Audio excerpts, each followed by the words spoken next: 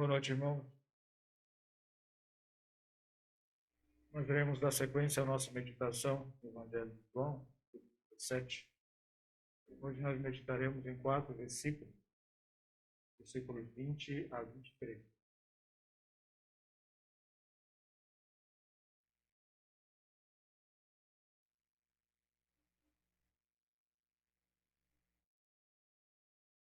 Bom, lembrando que Jesus está aqui em uma oração, orando pelos discípulos. E, em especial, ele começa aqui a orar, não somente, ele deixa isso bem impactado, ele não está orando somente por aqueles discípulos que estavam com ele, mas por aqueles que ainda haviam de crer na palavra, haviam de crer em Jesus. E aqui nesses 4 versículos, interessante porque Jesus fala por 3 vezes sobre a unidade. É um assunto que eu acredito que seja o assunto central desse texto. A unidade no corpo, a unidade de fé, a unidade na igreja. Então, é sobre esse assunto que nós iremos meditar, né? Esses versículos aqui, sobre a unidade. Eu gostaria de ler com os irmãos, é um texto pequeno, depois nós meditaremos no versículo. Evangelho de João, capítulo 17, versículos 20 a 23, diz assim a palavra. E não rogo somente por estes, mas também por aqueles que pela tua palavra hão de crer, para que todos sejam um, como tu, ó Pai, o és em mim e eu em ti. Que também eles sejam um em nós, para que o mundo creia que tu me enviaste. E eu dei-lhes a glória que a mim me deste, para que sejam um como nós somos, eu neles e tu em mim, para que eles sejam perfeitos em unidade, e para que o mundo conheça que tu me enviaste a mim, e que os tens amado, a eles como me tens amado a mim. Bom, é interessante esse assunto, né? A doutrina de unidade. É interessante por ser até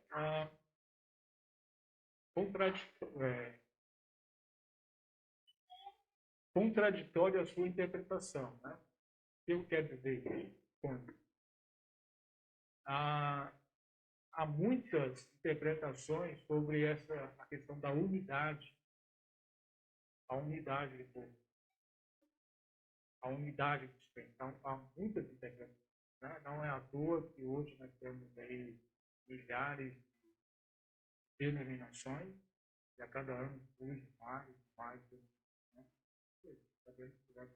Então, estamos criando denominações. E em muitas dessas, as pessoas têm uma ideia diferente sobre o que seria a unidade. E nós iremos meditar um pouco disso. E para nós termos um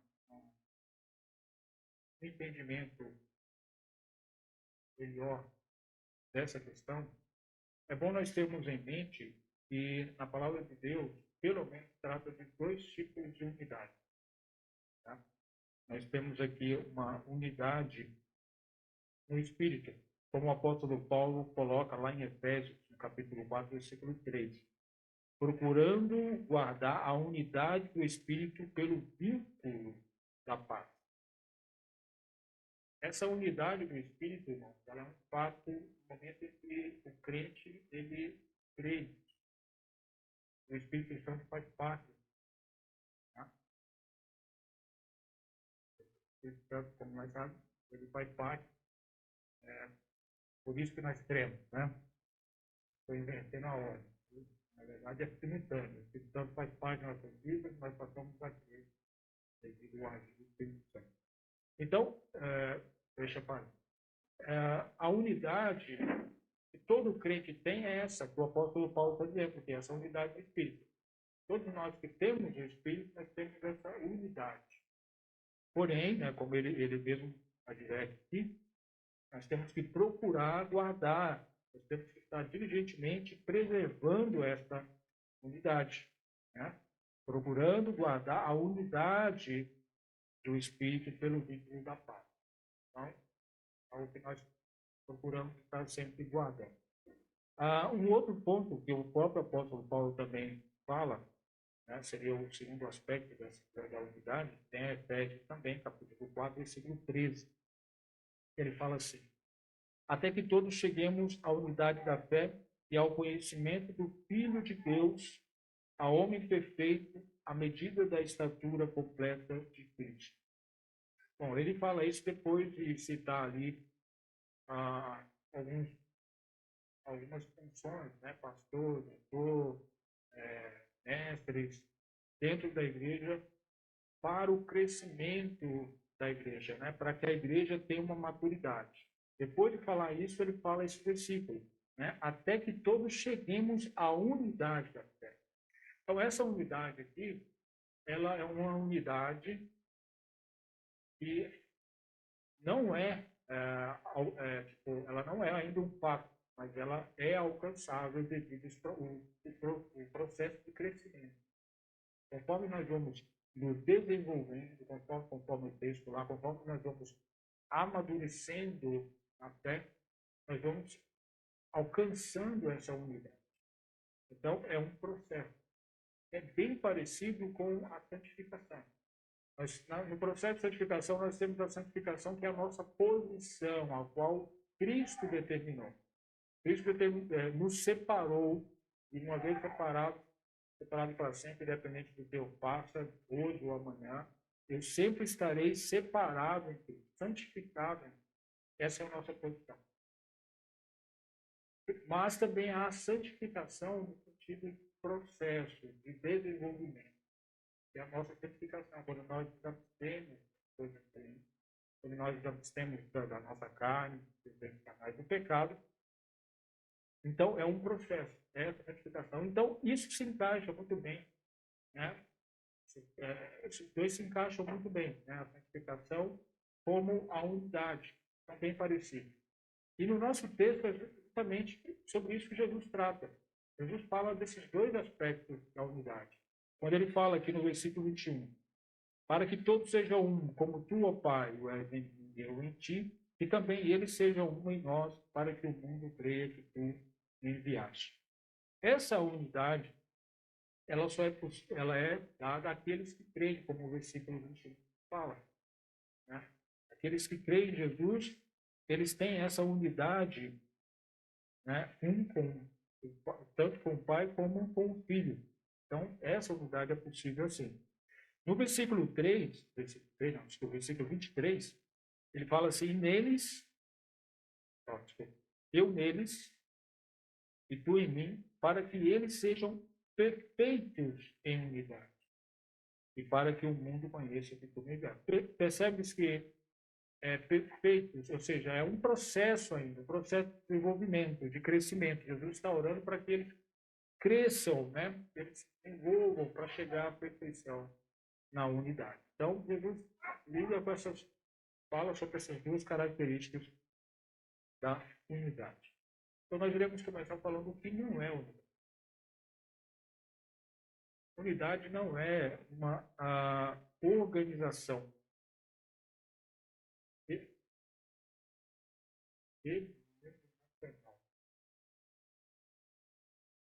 Não é isso. Unidade não é isso. Nós sabemos que há organizações de igrejas, onde nessas organizações eles procuram ter uma unidade, deixando de lado algum preceito, algumas doutrinas, né? Posições diferentes, tentando andar em uma unidade, num terreno uniforme, né? Mas nós sabemos que há um preço para esse tipo de pessoas, as igrejas, elas tendem a abrir mão, elas tendem a distorcer a verdade para fazer parte de organizações né, onde muitas das vezes há um líder, onde uma liderança, e essa liderança vai determinar quais são os pontos doutrinas que todas as igrejas devem seguir. Jesus não está orando aqui por uma igreja desse tipo, por crentes desse tipo, por uma igreja universal, onde tem um líder humano que determina todas as doutrinas. Não é para esse tipo de igreja que Jesus está orando. Não é para esses crentes que Jesus está orando. Jesus está orando para todos aqueles que creem nele, creem através da sua palavra. Vamos ver um pouco mais à frente. A unidade cristã, ela não é uniformidade. Todo mundo aí vestir um uniforme, todo mundo ser parecido. A pessoa, todos nós falamos como o pastor Valdir. Então, ele não veja esse. Irmãos, eu não sei se vocês já perceberam, mas algumas denominações, as pessoas elas copiam o livro, né? Já viram? Né? Tem pessoas que elas procuram vestir de acordo com o pastor, né? O pastor daquela igreja, o líder daquela igreja, o líder deles, né?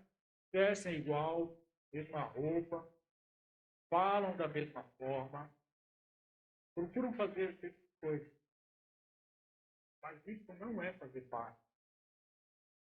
Na verdade, a aplicação desse, né, a analogia, essa analogia do corpo é interessante porque lá fala totalmente diferente. Lá fala que nós fazemos parte do único corpo, mesmo sendo membros diferentes. Quem faz um corpo não são todos os braços, né? Tem pernas, é o braço, perna, joelho, pé, etc. São membros, né? Assim como na igreja tem diversas funções. Então, a uniformidade não significa, não é esse tipo de unidade que eu estou falando, é por isso que eu estou orando. As pessoas serem todas iguais, todos nós comemos a mesma coisa, né? Nós nos alimentarmos coisas vegetais, né? Não é isso. Pensarmos, não, cortarmos cabelo do mesmo tipo. Isso não é unidade, né? Uniformidade não é unidade. Um outro ponto, esse um pouco mais delicado, né? Unidade não é unanimidade todas as doutrinas. É um pouco mais delicado, mas eu acho que vocês concordam. Nós sabemos que entre nós temos diferenças em interpretação de doutrina. Só que há um cuidado, né? Sabemos que precisamos ter um cuidado em relação a isso, porque poderíamos dizer que as doutrinas elas são divididas em classes de importância. Por exemplo, tem doutrinas fundamentais, doutrinas pelas quais são necessárias, pelas quais nós somos salvos, por exemplo. São doutrinas que, se abrirmos mão, cometeríamos uma heresia. Doutrinas relacionadas à salvação.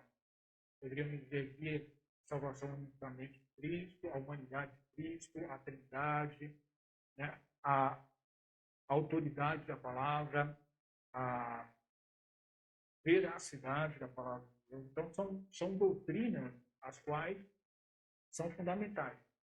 Não pode haver divergência. Porém, nós temos uma segunda classe. São doutrinas que elas não afetam a nossa salvação. Elas afetam, muitas vezes, a forma como nós enxergamos Deus, ou, às vezes, como nós enxergamos a salvação, ou como nós enxergamos um pouco a convivência no meio do crente. Mas, em si, ela não afeta a questão da salvação. Ela não chega a atrapalhar essas doutrinas, a afetar essas doutrinas fundamentais. Porém, é bem perigoso, né? Porque nós precisamos separar entre essas doutrinas. E tem o terceiro ponto, o terceiro nível de doutrinas, que são aqueles ensinamentos interessantes, mas não são importantes, não são fundamentais. Interessantes, por exemplo, né? Ah, quem são os filhos de Deus, lá de Gênesis, capítulo 6? Lembra lá? Deus, né, pronto e tal, etc., e nas feiras de campo e tal. Quem são? Né? As pessoas estavam ferrando, tal, né? Etc. Tal. Sim. Mas tem vários pensamentos sobre isso, mas isso não interfere. Interfere. Né? Nós temos aí a escatologia, né? Talvez esse aí entre no segundo livro, não sei. Né? Mas enfim, irmão, precisamos classificar a importância da doutrina para nós debatermos hoje, né? Nós julgarmos aquela doutrina, julgarmos a nossa unidade com aquela pessoa. Precisamos inicialmente saber qual que é a importância da doutrina pela qual nós estamos ligando. Mas uniformidade, unidade, unidade não é uma unanimidade em todas as doutrinas. Porque eu digo para os irmãos, tem irmãos em Cristo falecidos, os quais creem completamente diferente do que eu creio sobre a salvação. Entanto, eu viveria tranquilamente.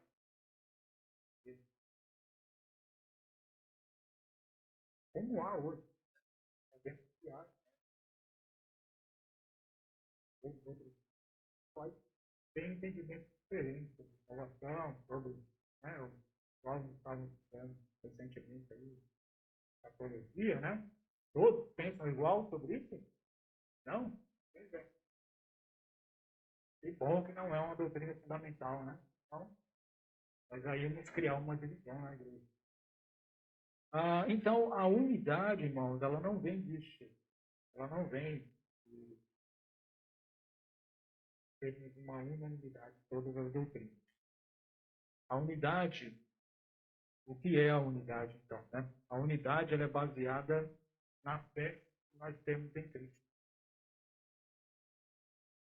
Se nós cremos em Cristo, que Cristo fez, né, sua obra redentora, na salvação em Cristo, nós fazemos parte daqueles pelos quais Cristo salvou. Nós somos daqueles pelos quais Cristo orou na cruz. Como ele diz aqui no versículo 20. E não rogo somente por estes, mas também por aqueles que pela tua palavra hão de crer em mim.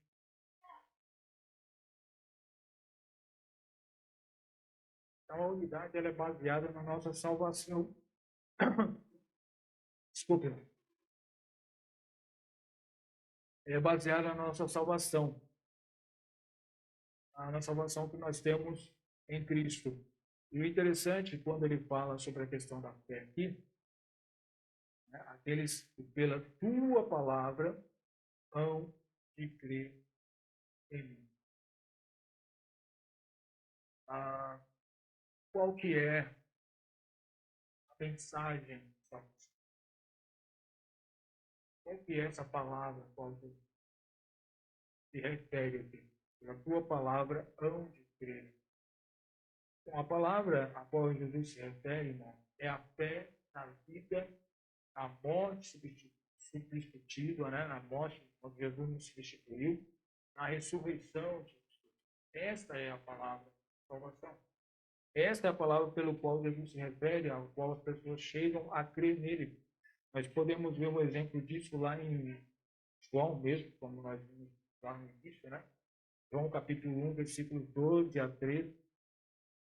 Assim, mas a todos quantos o receberam, deu-lhes o poder de serem feitos filhos de Deus, aos que creem no seu nome, os quais não nasceram do sangue, nem da vontade da carne, nem da vontade do homem, mas de Deus. O novo nascimento, ela é a base da nossa unidade em Cristo. Nós nos tornamos um em Cristo.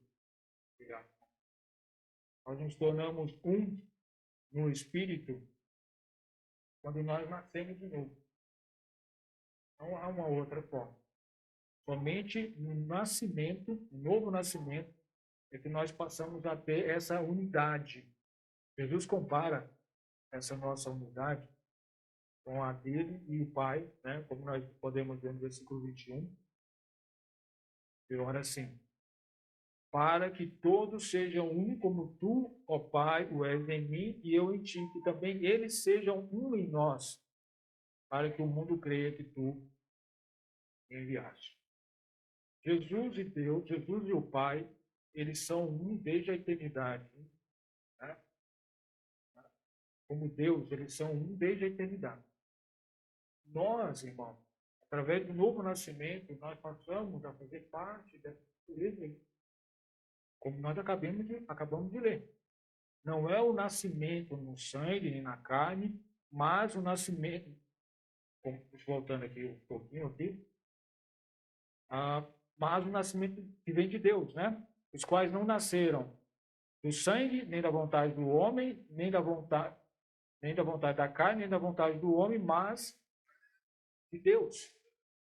Então, quando nós nascemos de novo, nós nascemos e fazemos parte dessa natureza divina. É somente através do novo nascimento. Tem uma outra passagem que também faz referência a isso. Aqui, 1 Pedro, 2 Pedro, capítulo 1, versículo 4, fala assim: pelas quais ele nos tem dado grandíssimas e preciosas promessas, para que por elas fiqueis participantes da natureza divina, havendo escapado da corrupção que pela concupiscência há no mundo. Certo isso aqui? Para que por elas fiqueis participantes da natureza divina. Então, irmãos, assim, nesse sentido, de que nós tornamos participantes dessa natureza, essa oração de Jesus ela é ouvida, né?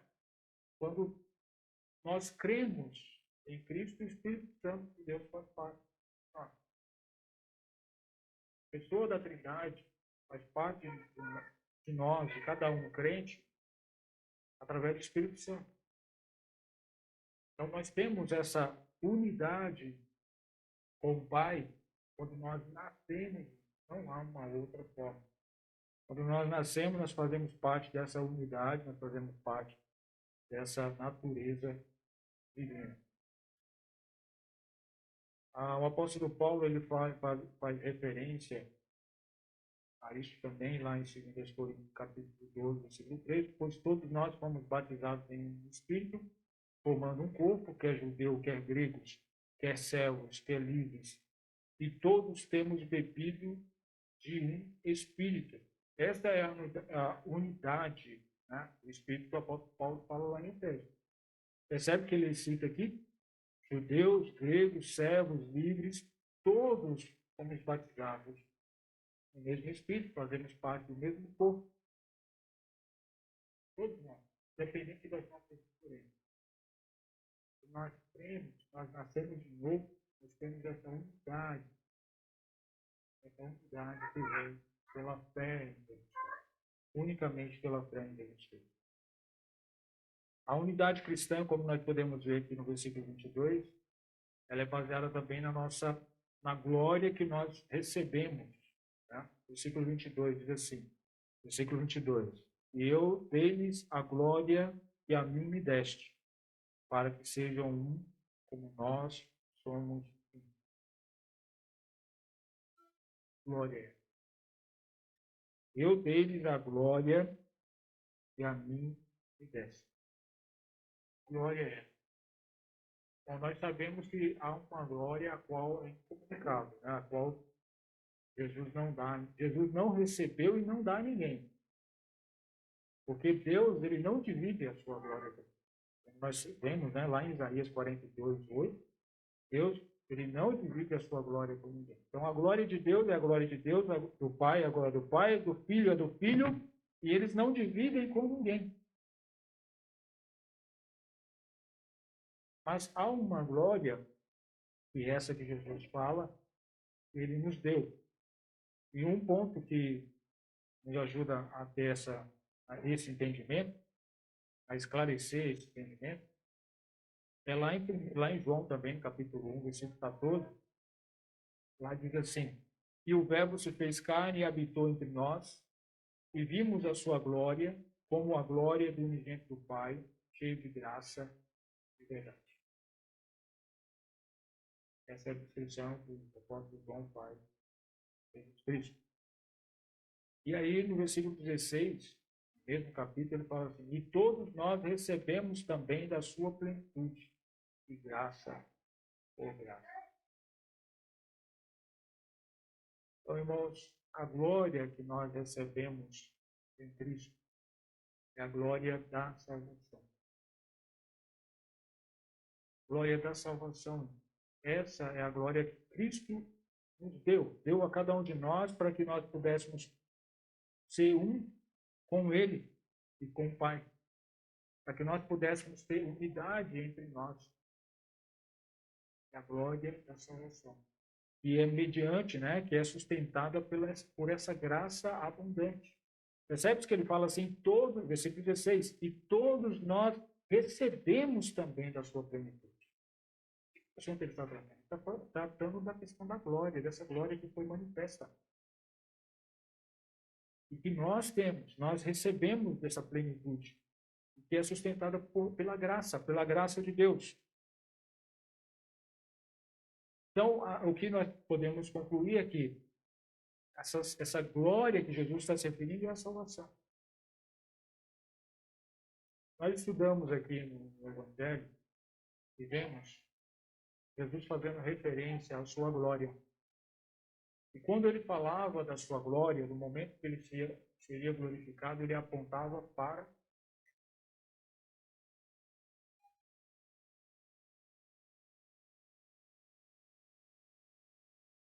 sua crucificação. Agora é chegado o momento. A sua crucificação. A crucificação de Jesus seria o momento onde ele seria glorificado. E é na crucificação, irmãos, que nós vemos claramente o amor, a graça, a justiça. Tudo isso nós vemos na crucificação, sua morte. É nesse momento que ele revela, né, toda essa graça, que nós passamos a ser participantes dessa glória. E aqui tem uma aplicação, né? Ele fala assim, tome a sua cruz. Sim. Irmãos, quando nós temos uma cruz, isso não é um castigo. Pode. Quando nós passamos por momentos difíceis por causa do velho, nós devemos olhar aquilo como nossa glória. Quando uma pessoa é honrada, né? Ou glorificada, quando você dá uma tarefa bem difícil para ela. Quanto mais difícil a tarefa que você dá para essa pessoa e ela desempenha essa tarefa, mais honra.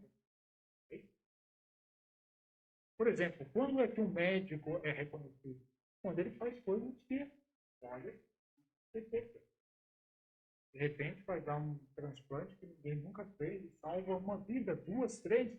Aí você fala, puxa, que médico competente. Então, quanto mais difícil a coisa feita, mais honra aquela pessoa que fez receberá. Quanto mais difícil a nossa vida cristã, nós devemos olhar como honra.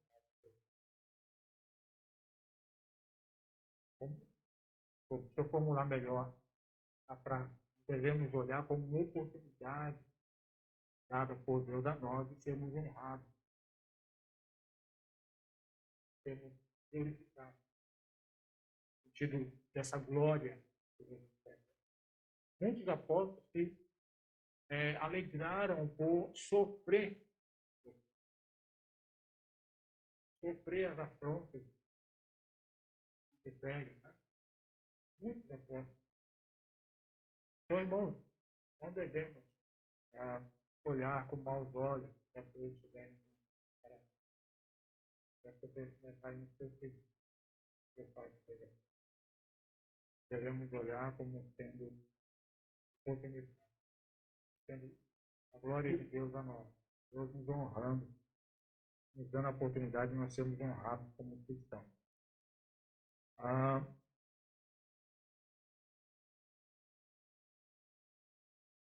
O versículo 23,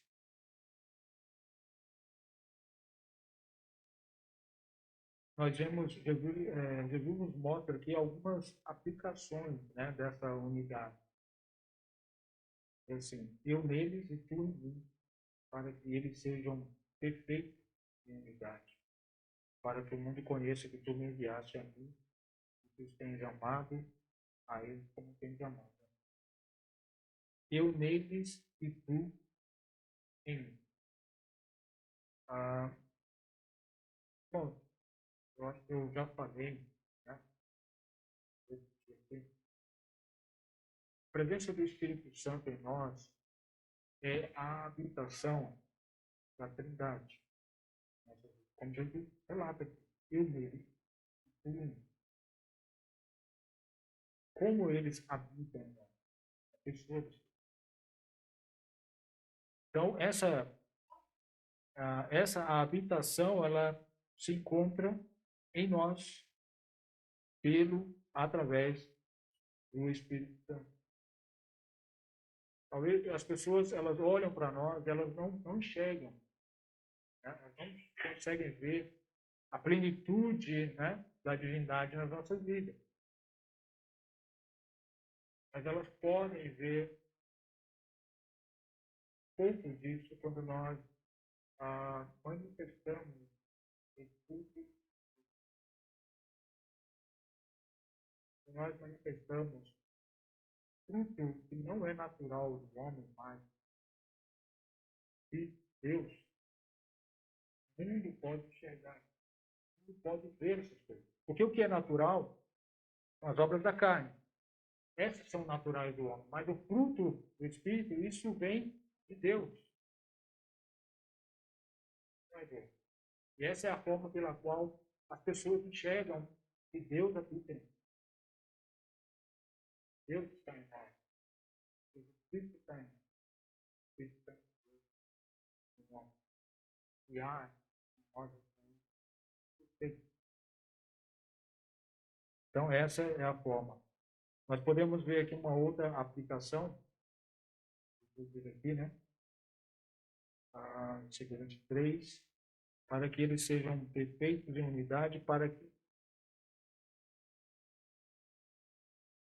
perfeito em unidade, para que o mundo conheça que tu me enviaste a mim e o que os tens amado a eles como tens amado a mim. Jesus aqui no final, primeiro nós vamos tratar dessa parte final, depois nós iremos voltar um pouco aqui. Mas quando ele fala aqui e que os tens amado a eles como tens amado a mim, bom, essa é uma baita declaração, né? Afirmação de Jesus aqui. O amor que o Pai tem pelo Filho é perfeito. É um amor perfeito. Sem defeito algum, né? Imagina aí o amor, tenta imaginar o amor de Deus o Pai por Jesus o Filho, Deus o Filho. É um amor perfeito. A gente não pode encontrar paz. Brinquei em certo momento falando sobre o amor. Tem muito pouco que eu falo, mas eu lembro da ilustração que eu dei. Né? Quando nós somos filhos, nós somos pais e filhos e tal. Conforme vamos crescendo, né? Vai mudando os títulos que vamos dando aos nossos pais. Mas o fato é que quando nós casamos e temos filhos, nós percebemos que todos os nossos pais estão. E é só nessas horas, parece que é só nessa hora que cai a ficha, tá? Essa ficha. Bom, o amor de Deus não dá para se comparar com o amor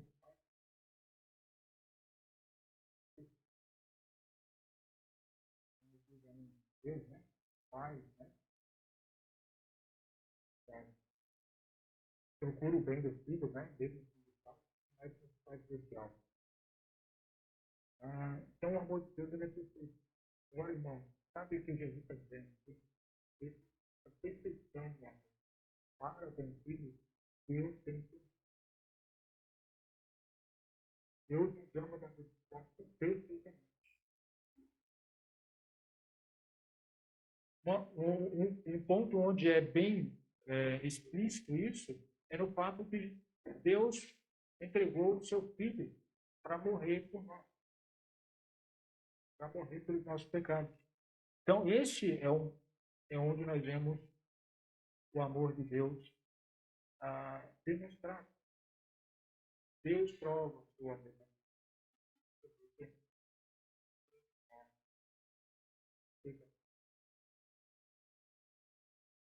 Sempre nós, Deus.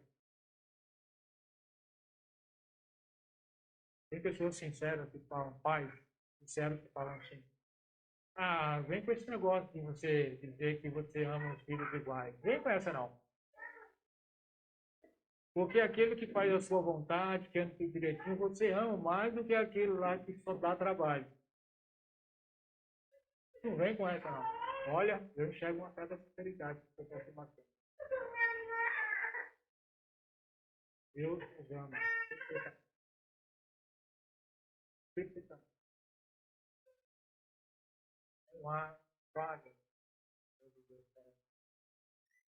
Deus provou isso, entregando o seu filho para morrer. Nós podemos amar um filho mais do que o outro, mas Deus nos ama igualmente. Deus ama igualmente a todos nós. Uma outra aplicação a essa unidade, né?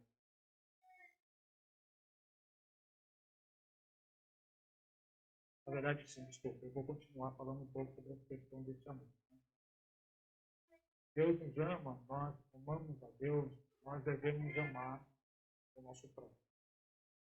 Isso faz parte da nossa unidade, o amor ao próximo. E temos que amamos a Deus e não amamos o nosso próximo.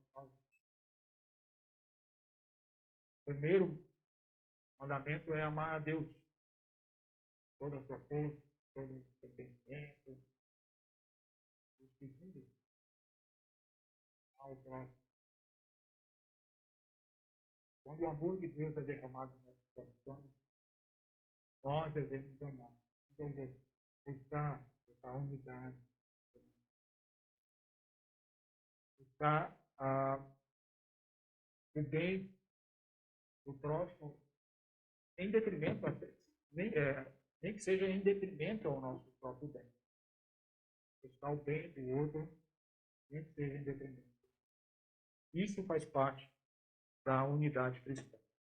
Agora, prosseguindo a segunda aplicação, se encontra aqui no versículo 23 e também no versículo 21. O versículo 21 fala assim,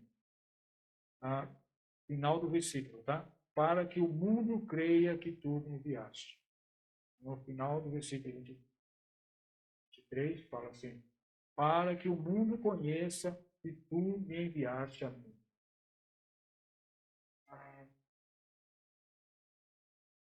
Bom, nós temos a obrigação de levar a palavra de Deus, pregar o Evangelho do Evangelho. Mas muitas pessoas só verão, ouvirão a pregação do Evangelho na nossa unidade. Muitas pessoas só lêem a Bíblia quando olham as nossas vidas, quando vê as nossas vidas, a forma como nós andamos, a nossa unidade. Vê lá a igreja de Atos. A igreja de Atos, muitas pessoas, né? Aquela igreja, ela caía na graça das pessoas. Deus ia acrescentando eles que estavam. Mas a forma como aquela igreja vivia chamava a atenção das pessoas. Então, tem muitas pessoas que elas só ouvirão alguma coisa na Escritura, na palavra de Deus, através, através do que nós falamos sobre. Então, Jesus deixa bem claro, né? Que para que, ó, quando ele fala, né? Para que o mundo creia que tu me enviaste. Percebemos que não é uma fé subjetiva, uma fé, né? Ah, eu creio, mas creio que. Ah, eu creio. Mas como assim? Você crê? Ah, não, eu tenho fé. Não é algo subjetivo, mas objetivo. Né? Jesus fala que para que as pessoas creiam que tu me enviaste. Essa foi uma das defesas do apóstolo João na escrita do Evangelho. Ele estava dizendo sempre, afirmando sempre, que Deus havia enviado o Filho, enviado a Jesus Cristo para morrer pelos nossos. É em algo real, em fato. E essa verdade, irmão, precisamos levar as pessoas.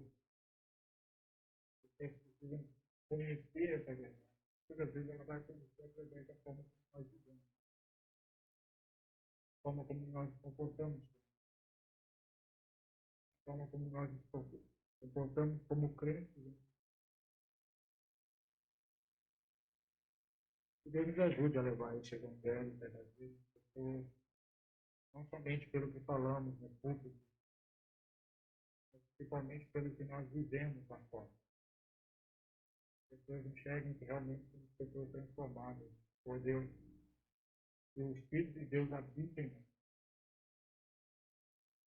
Elas enxerguem não as obras da carne, mas os frutos do Espírito Santo de Deus.